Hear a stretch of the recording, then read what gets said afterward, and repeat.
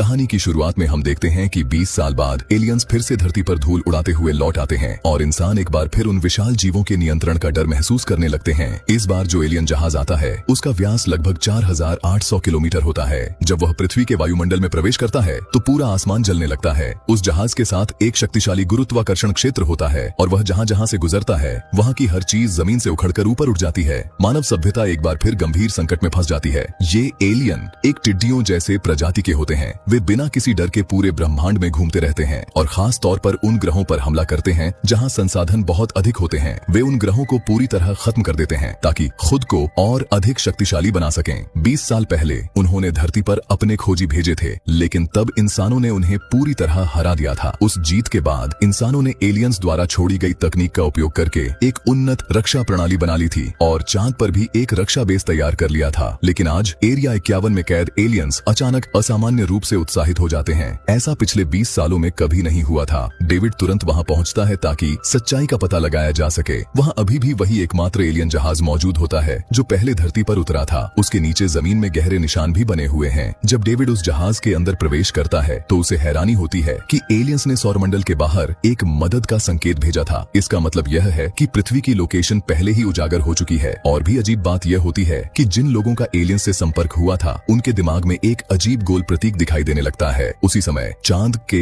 Base के ऊपर अचानक एक विशाल भंवर प्रकट होता है। अगले ही पल उस भंवर के केंद्र से एक गोल आकार का यान धीरे धीरे बाहर आता है। वह पूरा यान बिल्कुल उसी प्रतीक जैसा दिखता है जो लोगों के दिमाग में दिखाई दे रहा था। इसी बीच पृथ्वी पर यह खबर पहुंचती है। दुनिया के नेता इसे एलियन हमला समझ लेते हैं और पहले ही हमला करने का निर्णय ले लेते हैं। उस गोल यान को सफलतापूर्वक मार गिराया जाता है और वह चांद के पीछे एक उल्कापिंड के गड्ढे में गिरकर नष्ट हो जाता है। जांच करने पर उसमें किसी भी जीवन के निशान नहीं मिलते। डेविड को लगता है कि यह गोलयान और 20 साल पहले वाले एलियंस एक जैसे नहीं हैं, इसलिए वह एक जांच दल के साथ दुर्घटना स्थल पर जाता है। वहां उन्हें एक अजीब सफेद गोला मिलता है। डेविड उसे एरिया 51 वापस ले जाने का फैसला करता है, लेकिन तभी अचानक एक विशाल एलियन जहाज धीरे धीरे दिखाई देने लगता है। इस जहाज का आकार पहले से कई गुना बड़ा होता है और इसका व्यास लगभग 4800 किलोमीटर होता है। उसकी शक्तिशाली गुरुत्वाकर्षण ताकत चांद को अपनी ओर खींचने लगती है। चांद की सतह से धूल उड़ने लगती है और उल्कापिंड आसमान की ओर उठने लगते हैं। स्थिति बेहद खतरनाक हो जाती है। ऐसे में डेविड और उसकी टीम तुरंत अपना यान चालू करते हैं, उस सफेद गोले को पकड़ते हैं और वहां से भाग निकलते हैं। चांद के बेस से तुरंत लेजर तोपों के जरिए जवाबी हमला किया जाता है, लेकिन एलियन जहाज पर इसका कोई असर नहीं होता। एलियन जहाज अब भी पूरी ताकत के साथ सक्रिय रहता है और इंसानों के हथियार उस पर कोई नुकसान नहीं पहुंचा पाते। जब एलियन जहाज की ऊर्जा पूरी तरह इकट्ठा हो जाती है तो उसका भारी हथियार तुरंत सक्रिय हो जाता है। जैसे ही वह एक शक्तिशाली प्लाज्मा तोप चलाता है, पूरा रक्षा बेस एक ही पल में नष्ट हो जाता है। इसके बाद वह विशाल एलियन जहाज चांद की सतह को छूता हुआ तेजी से पृथ्वी की ओर बढ़ने लगता है। 20 साल पहले भेजे गए मदद के सिग्नल के जवाब में एलियंस अब पूरी सेना के साथ वापस आ चुके होते हैं। पृथ्वी एक बार फिर भारी संकट में फंस जाती है। इतना बड़ा जहाज जिसका व्यास लगभग 4800 किलोमीटर है, केवल अपने आने भर से ही पूरी दुनिया में भारी तबाही मचा देता है। हर चीज निर्दयता से आसमान की ओर खींची जाने लगती है और लोगों के पास बचने का कोई मौका नहीं होता। हर तरफ विनाश का ऐसा दृश्य होता है कि लोगों के दिलों में डर भर जाता है। लेकिन यह तो सिर्फ शुरुआत होती है। अचानक उस जहाज का गुरुत्वाकर्षण क्षेत्र बंद हो जाता है और जो चीजें ऊपर खींच गई थीं, वे फिर से नीचे गिरने लगती हैं। ऐसा लगता है जैसे करोड़ों उल्कापिंड एक साथ धरती पर गिर रहे हों। वे काले धुएं की पूंछ बनाते हुए तेजी से जमीन पर टकराते हैं। डेविड और उसकी टीम तुरंत अपने जहाज को संभालते हैं और समय रहते वहां से निकल जाते हैं। रास्ते में वे कई खतरनाक हालात से बचते हुए मुश्किल से अपनी जान बचा पाते हैं और अंततः खतरे से बाहर निकल जाते हैं। उसी समय अटलांटिक महासागर में एक बचाव दल एक जहाज के साथ खजाना निकालने के मिशन पर होता है। उन्हें तुरंत वापस लौटने का आदेश दिया जाता है, लेकिन कप्तान मना कर देता है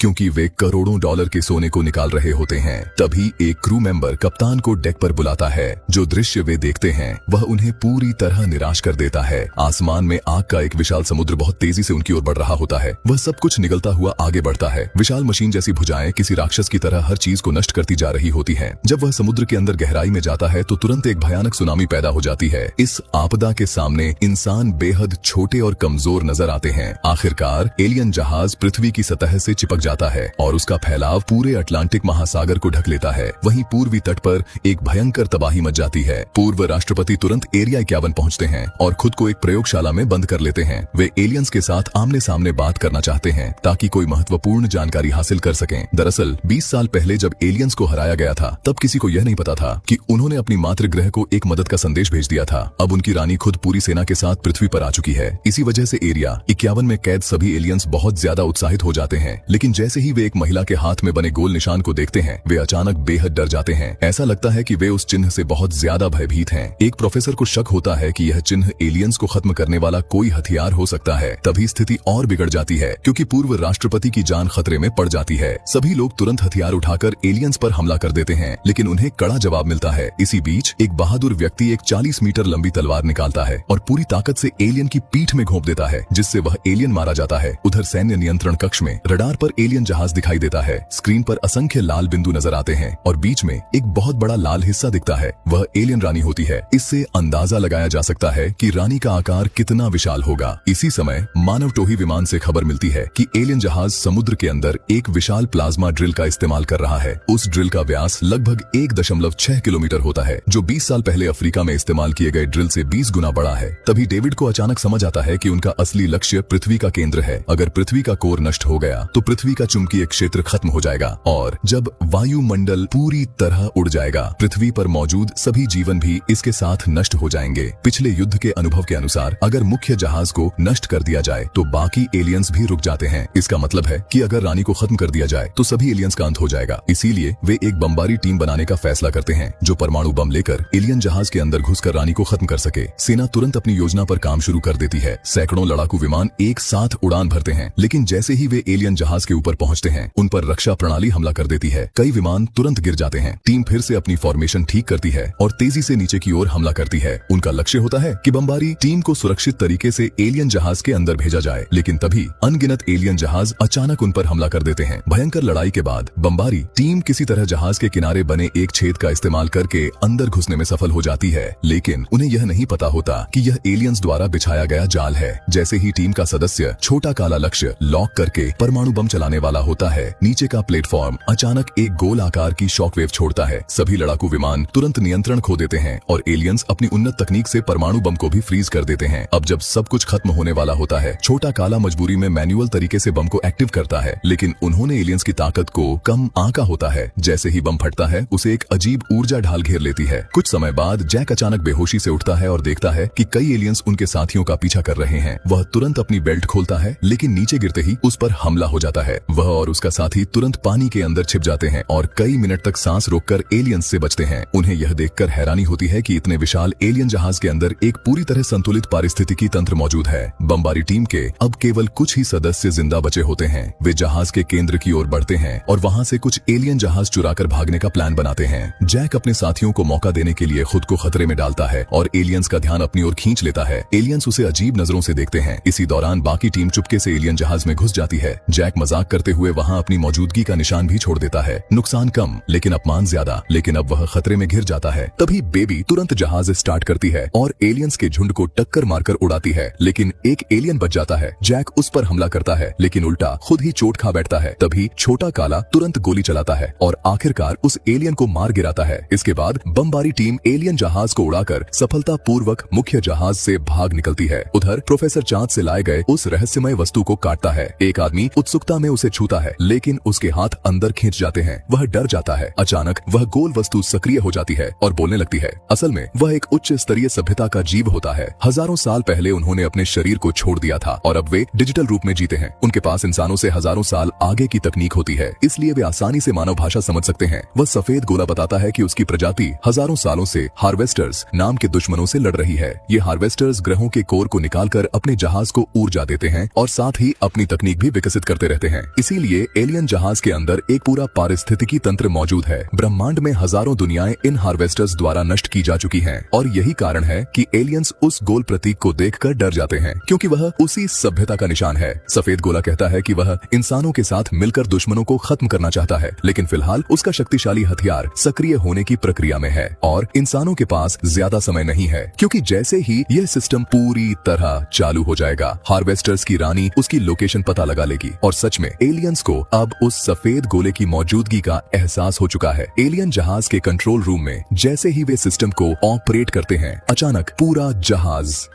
एक विशाल ऊर्जा तरंग निकलती है जो पूरे पृथ्वी को एक पल में ढक लेती है। इंसानों के सभी सैटेलाइट तुरंत नष्ट हो जाते हैं। इसके बाद एलियंस अपना अंतिम हमला शुरू कर देते हैं। एलियन रानी एक जैविक कवच पहनती है और खुद युद्ध के मैदान में उतरने का फैसला करती है। उसका लक्ष्य होता है उस सफेद गोले को नष्ट करना। करना। मदरशिप तुरंत एक मध्यम आकार का जहाज अलग करती है जिसके पीछे अनगिनत छोटे जहाज होते हैं और वे सीधे एरिया 51 की ओर बढ़ते हैं। अब मानव सभ्यता की अस्तित्व की लड़ाई शुरू हो जाती है। एलियंस अपनी आखिरी और सबसे खतरनाक पलटवार शुरू करते हैं। हजारों लाखों एलियन जहाज एक साथ हमला करते हैं। उनकी घनी गोलाबारी और अटूट रक्षा कवच के सामने इंसान बिल्कुल बेबस हो जाते हैं। इसी बीच पृथ्वी के केंद्र तक पहुंचने वाली ड्रिल भी लगातार काम कर रही होती है। अगर इंसान समय रहते एलियन रानी को नहीं मार पाते तो पृथ्वी पर मौजूद हर जीव समाप्त हो जाएगा। आखिरकार पूर्व राष्ट्रपति एक बड़ा फैसला लेते हैं। वे परमाणु बम लेकर खुद एलियन रानी के साथ मरने का निश्चय करते हैं। अपनी बेटी की मदद से वे सफलतापूर्वक एलियन मदरशिप के अंदर घुस जाते हैं और सीधे रानी तक पहुंच जाते हैं। अगले ही पल पूरा जहाज एक भयानक विस्फोट में उड़ जाता है। कुछ समय के लिए ऐसा लगता है कि इंसान जीत गए हैं और हर कोई खुशी मनाने लगता है, लेकिन तभी मलबे के बीच से एलियन रानी धीरे धीरे बाहर निकलती है। वह अभी भी जिंदा होती है। यह देखकर इंसान पूरी तरह निराश हो जाते हैं, यहाँ तक कि परमाणु बम भी उसे मार नहीं पाया। डेविड और उसकी टीम तुरंत एक बस में बैठकर वहाँ से भागने लगते हैं। इंसानी फाइटर जेट्स पूरी ताकत से उस पर हमला करते हैं, लेकिन कोई असर नहीं होता। रानी के पास एक शक्तिशाली सुरक्षा कवच होता है, बस उसके पैरों के नीचे जान बचाते हुए भाग रही होती है। जैसे ही वह पकड़ने वाली होती है, फाइटर जेट्स फिर से हमला तेज कर देते हैं और एक जगह पर लगातार फायर करते हैं। आखिरकार वे उसकी ढाल को तोड़ने में सफल हो जाते हैं, लेकिन उसी समय रानी एक झटके में फाइटर जेट्स को गिरा देती है। पायलट तुरंत इजेक्ट होकर अपनी जान बचाते हैं। खतरा अभी भी खत्म नहीं हुआ होता।